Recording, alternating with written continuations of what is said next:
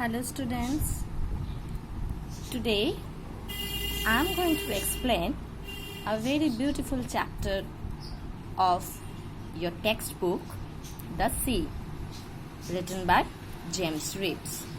Before going to start the poem, we need to know about the author. Who was James Reeves? James Maurice Reeves was a British author principally known his poetry, plays, and contribution of children's literature. His books includes anthropology or both adults and children. He was also well known as an literary critic and broadcaster.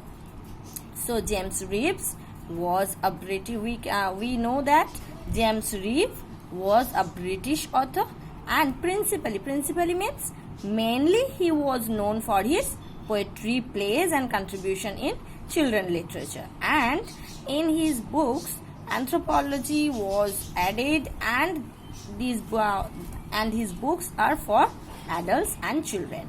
Now let's go to the poem. See, here we see a very beautiful picture of sea. Now let's start the poem. The sea is a hungry dog, giant and grey. So here sea is compared with a hungry dog, and these hungry dog is giant and grey. Giant means too large, and the color of the dog is grey. He rolls on the beach all day with his clashing teeth and shaggy jaws.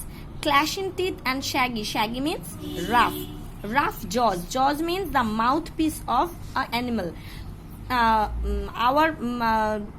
So here he rolls like a hungry dog. Sea always rolls on the beach, and with his clashing means you're chewing something with the teeth, and shaggy jaws and the rough jaws. Shaggy means rough. Hour upon hour he gnaws the rumbling, tumbling stones, and bones. The giant sea dog moans, licking his greasy paws.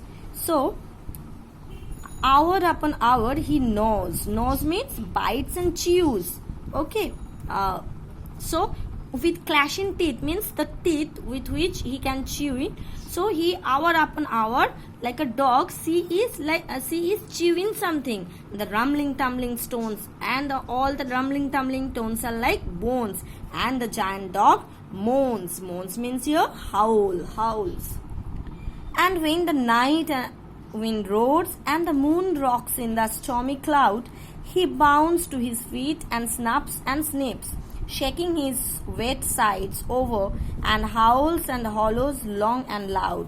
And when the night wind roars, so when the wind becomes very much strong and the moon rocks in the stormy cloud, and in the stormy cloud, when the moon is shown, he bounds to his feet.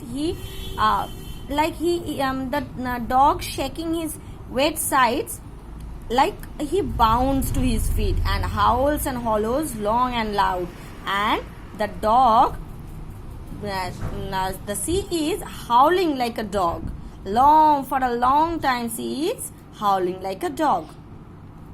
But on quiet days in May or June, so middle of the year, May or June, it becomes quiet, when even the grasses on the plain no more their reedy tune. So that time grasses on the plain, they have no reedy tune. With his head between his paws, he lies on the sandy shore, so quiet, he scarcely. Then the sea, like a dog, becomes very much quiet. And like another days he doesn't roars. On that time the sea becomes very much quiet. So here the poet wanted to mean the sea's character, and here the poet personified the sea, and the sea is compared with a dog. And a dog does various things.